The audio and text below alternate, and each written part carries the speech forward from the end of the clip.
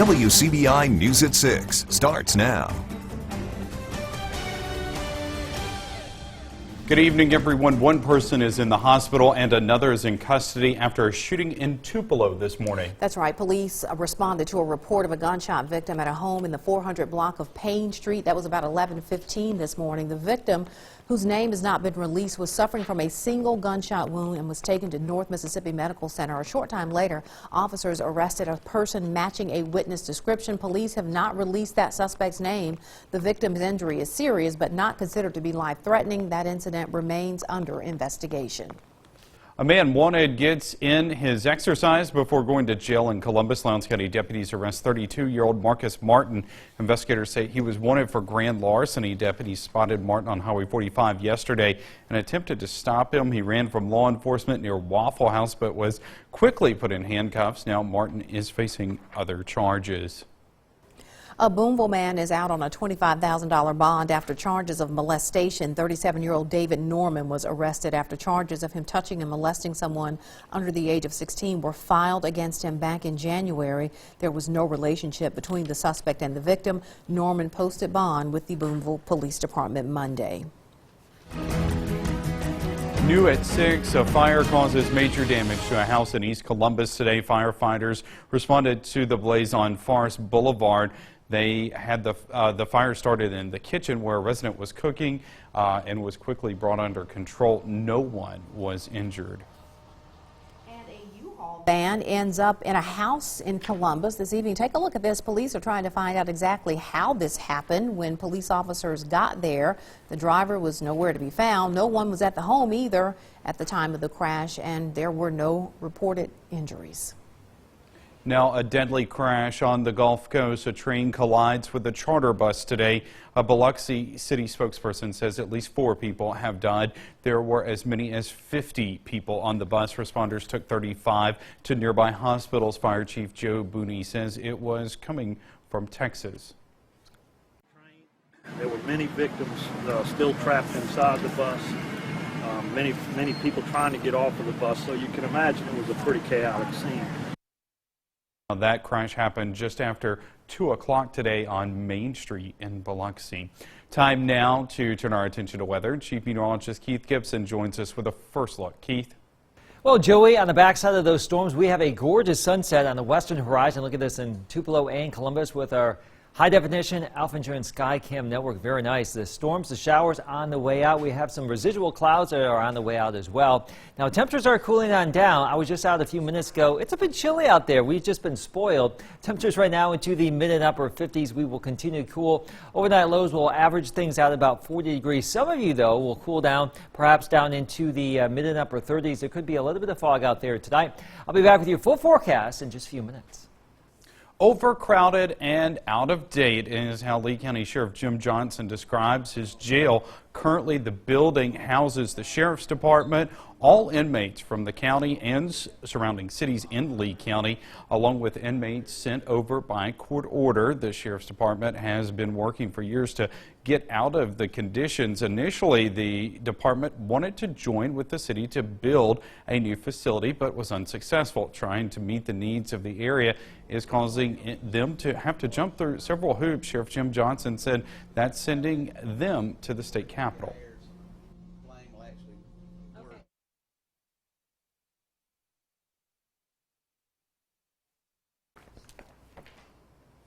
House Bill 1463 is still in the Senate. Plans to merge the administrative offices of Chickasaw County's 3 school districts are headed back to the state Senate. That bill passed the House today. It would merge the school districts in Houston, Hulka, and Okolona. The Senate had earlier proposed only merging Houston and Okolona, leaving that's Houston and Hulka, but then leaving Okolona independent. Okolona has threatened to ask the U.S. Justice Department to block any merger based on Okolona's desegregation order. Leaders in all 3 districts oppose any form of consolidation. Parents of children 21 years old and younger may soon know for sure that they will get modification if their child is under arrest for a DUI, or rather notification if they're arrested for DUI or drugs. That bill passed the second chamber in Jackson. It is called the Rivers law and would require Mississippi law enforcement to notify parents of those arrests. An amendment would create pilot programs in Oxford and 3 other places for mental health treatment. Lauren McGraw helped write that bill following the suicide of her son Rivers after he had trouble with drugs and alcohol in Oxford this past fall. Well, Jason Spears is ready to serve another term on the board of the Columbus Municipal School District. Spears was sworn in for his 2nd term on the board this morning. Spears says he wants to help ensure all children in Columbus have a quality education, and he wants the community to play a part in that process.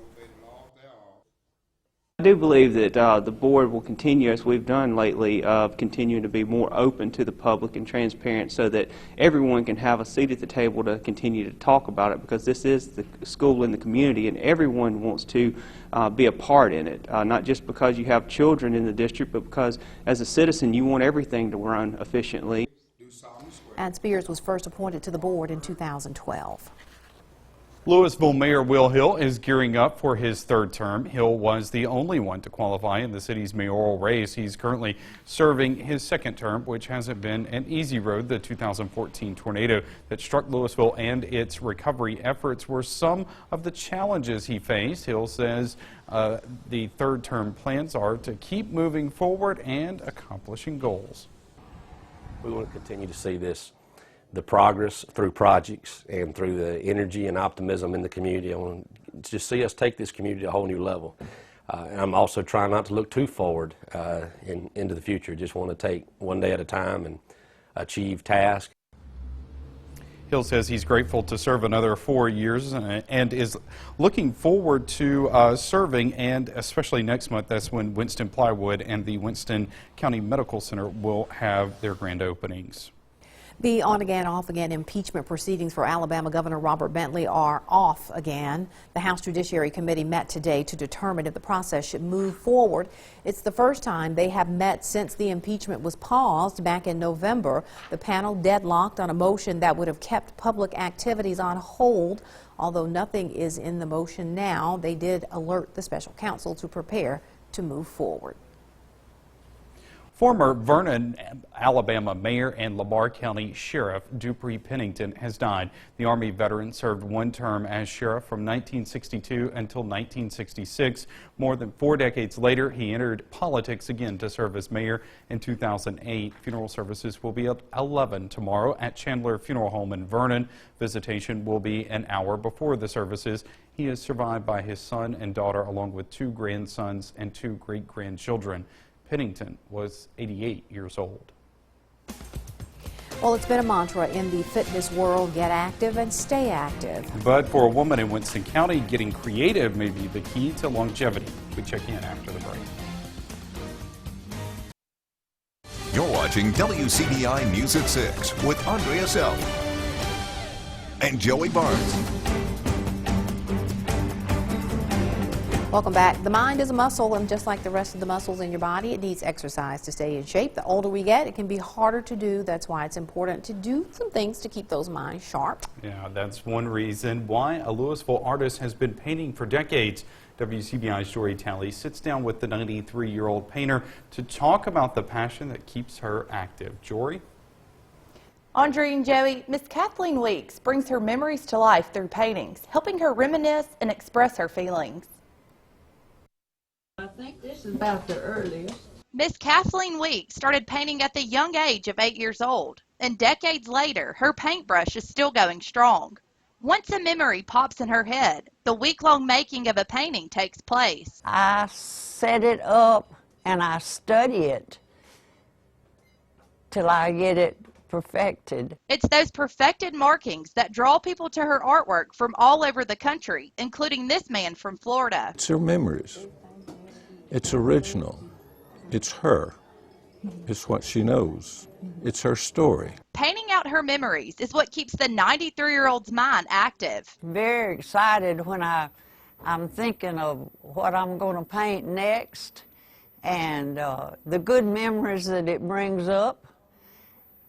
And I can hardly wait to get to work on it. Rewinding back almost 8 decades can be hard, but Weeks says the decade-old memories stay fresh in her mind because of this. When you get older, I think you go back many years, because those are such pleasant memories to bring up. And you love to remember those people. Winston County Medical Center Senior Care Services Activities Director Kristen Knox says art therapy does so much for the mind, especially for the elderly. We have a wide range of activities every day. We do things like art therapy, and that's a big one for dexterity and for your mind and for your emotions and creativity. There's so many things that doing the art therapy helps with. Also music. Some of the memories Miss Weeks has expressed on her canvases include paintings of her Aunt Hattie in an old family home. Joey?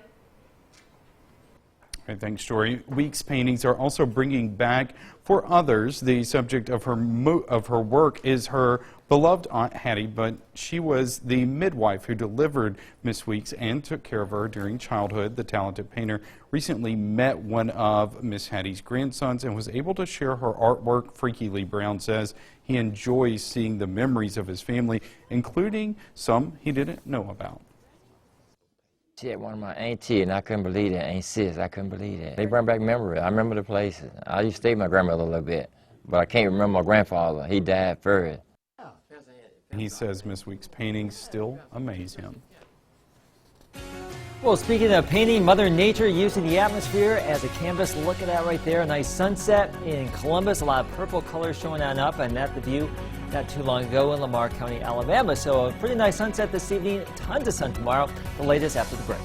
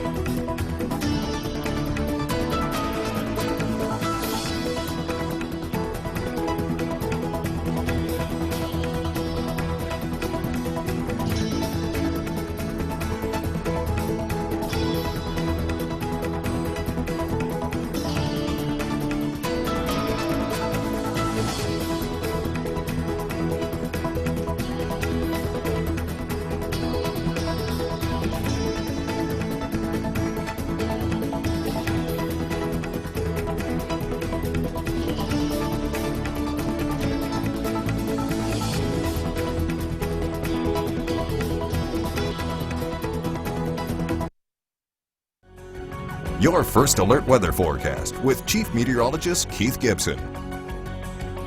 Pretty good rain and storms in our region today. Our Alpha Insurance time lapse in downtown Tupelo shows the backside of those storms after they moved on through. A pretty nice sunset right there. And there's the sun. Let me get out of the way. You can see the sun. If you haven't seen it in your location, there's a little taste of sun on this Monday evening. Or no, this is Tuesday. It's not Monday. Let's get into Tuesday here. All right. So the line of storms now moving into Montgomery, Alabama. The initial wave right there, and then that trailing precipitation that we had around our region earlier today. But all of this now is moving to our south. A new severe thunderstorm warning, though, down here across southeastern Mississippi. And that's going to be affecting those folks down there. But around here, we did see some gusty winds. Breeze there knocked over a tree in Starkville. We had a few reports of some strong and damaging wind gusts. Also some ominous looking clouds like this one moving into Lowndes County, and a lot of vivid lightning. And it looks like a lightning strike right there took out that tree. So we always say, come indoors when you hear thunder, because lightning likes to come down and really get to some of those taller objects. So never stand underneath one of those trees like there earlier today with that lightning strike. Now this is how it looked in downtown Columbus earlier today. About 1 o'clock as that rain was pounding parts of the area, blinding rain as a matter of fact, but a big area of high pressure is coming on in the wake of that system, and we're looking pretty good for the next couple of days. Currently, we're in the mid-50s, 70s still on ahead of the front that has moved on through. The wind has really relaxed. It was howling late last night and early this morning just out ahead of that front, but things have relaxed a little bit with high pressure coming on in. So with all that moisture around, we may see some areas of fog later on tonight. Clouds will continue to clear as we go throughout the overnight hours, 30s to low 40s tonight. And again, there's our evening planner right there, 50s now and then some upper 40s by 11 o'clock. But tomorrow's looking really nice, the real deal here. Tons of sunshine, right around 70 degrees, give or take. and that's the way it's going to be. A Chamber of Commerce type day here with high pressure and firm control of our weather. Same story for Thursday, too. A little bit warmer, maybe a few more clouds. That front right there comes on in Friday morning. Well, a chance for a few showers with that, and then more energy will spill on in from the west, and that will give us a chance for some additional rain chances here as we get into your weekend, especially Saturday and Saturday evening and Saturday night. I'm hopeful a lot of that can get out of here for Sunday, but there could be some strong storms in the region once again on Saturday. We'll be watching out for that. 70 tomorrow, 74 Thursday, 70 on Friday. That rain chance Friday probably during the first half of the day. Cooler Sunday, and some pretty nice weather by early next week once again. Coming up, the state basketball tournament continues in Jackson today. We'll have highlights from West Point and Ingomar girls coming up next in sports. WCBI Sports with Robbie Donahoe is brought to you by your local Ford dealers. Go further. WCBI Sports coverage of Mississippi High School State Championships is brought to you by OCH Regional Medical Center. Advanced medicine, compassionate care. Some moments in sports stand the test of time. Hail Marys, walk-off home runs, golden goals, buzzer beaters. Those wild, chaotic moments that send fans into a frenzy. And today at the Big House, we had that moment. Let's show you how it happened. The 2A boys semifinals, Baldwin facing West Tallahatchie in a rematch of last year's 2A semifinal. Early on for Baldwin to Quantre Wells. Getting the pass there from C.J. Hurd, deflected, gets the bucket to go. Bearcats led. They would build on that lead in the first quarter. Calvin Harris, remember this name. Top of the key three, nothing but nylon. That was only the beginning for Calvin Harris. He also had another triple. He was hitting them from just about everywhere. Now he went a little bit farther out in a moment. That one again, nothing but the bottom of that. Baldwin led after one. And then fourth quarter got wild. West Tallahatchie hits a three to take a 1-point lead with 2 seconds left. So fourth quarter, so this is it. 2 seconds left. Michael Crump inbounding to who else? Calvin Harris beyond half court. Good! It's good! Baldwin at the buzzer from half court. Calvin Harris sends them to the 2A state championship. 55-54. Incredible. We're going to run it again eventually. If you want to watch it again, go to our website at WCBI.com. We'll have it there. We'll also have it up on our social media pages, which is up right now. We've already heard that Sports Illustrated has picked up on it. It's going to continue gaining steam. So Calvin Harris and Baldwin, they're going to play for the 2A state championship. Could be against Okolona as well. Could be an all-area state title. So we'll keep you updated on that. Let's get to the ladies. West Point facing a really good Ridgeland team, but Dash Daniels, Lady Wave, they are on a mission early on for West Point. Amari Hurd, she's going to get the ball down low here. Now she has it stripped, but Jamia Hollings right there for the putback as West Point has the early lead. Later on, Hurd is going to come down the other way, and this time, this was an intended pass. Finding Hollings underneath on the block for 2 as West Point trailed after 1. Second quarter, they're down by 6 here. Aresta Davis going to drive all the way to the rim, and she's going to get that tough finish to go. So West Point has it tied at the half and into the third quarter. Fourth quarter, West Point trails. Amaya Rush from way downtown. It's good. Lady Wave take a 2-point lead. Under a minute left, they're up 3, and Jamia Hollings comes up clutch with the steal and the finish at the other end. How about West Point? The Green Wave will play for the 5A girls state title as they defeat Ridgeland 56-52. How about the defending state champions from Ingomar? The Lady Falcons looking to advance to their second straight state title, taking on Leland. And early on, their best self inside from Lindsay Hall gets the bucket. That would tie it early. But more from Ingomar. And Hall would get the ball again, this time from the outside. And she has got the range. It was really, Ingomar put it on cruise control in the first quarter. Look, even Lauren Thompson's hitting threes. And when this is happening, Ingomar is darn near unbeatable. She gets the top of the key 3. Lady Falcons were up by over 20. And then inside, more. Lindsay Hall, 2 more. And then Garabet Self will finish it off a little bit later. Ingomar wins 54-35. They'll play for the 2A state championship coming up on Friday at 1 p.m. And speaking of basketball, college hoops, the SEC men's basketball tournament begins this week in Nashville. But before that happens, the annual All-SEC Awards were announced. Your Player of the Year, Sindarius Thornwell. Sebastian Saiz made first team. Quindary Weatherspoon second team. All the freshman team went to Lamar Peters. And your games for the Nashville, for the SEC men's basketball tournament, MSU will play at 6 p.m. on Wednesday. All these games are on SEC Network. Thursday, Ole Miss is going to play the 8:30 p.m. game And yes, yours truly will be there for all the action and all the fun from Bridgestone Arena. So we'll have plenty of basketball for you these coming days. All right. Make sure you're rolling in case there's another half-court Right. shot at the buzzer. Yeah, crazy. Man. Just unbelievable. Great video. All right, we'll be right back. We've had our rain today and the clouds. Now tomorrow we get the sunshine back. 70 degrees, a perfect day for us. 74 on Thursday. 70 on Friday, a chance for some morning showers, more wet weather as we get into your weekend. But really, the next 2 days, let's just soak it up, the sunshine. Sunny and 70 on a hump day is doable for me. Yes. Very much so. And Thursday and Friday look great Yeah, not too. too bad. So, Yeah, Not too bad. and you know, it's the weekend, so you can't complain even Even if it's there's rain, raining, it's the right? weekend. Bring it on. All right, thanks for joining us, everybody. Have a great night.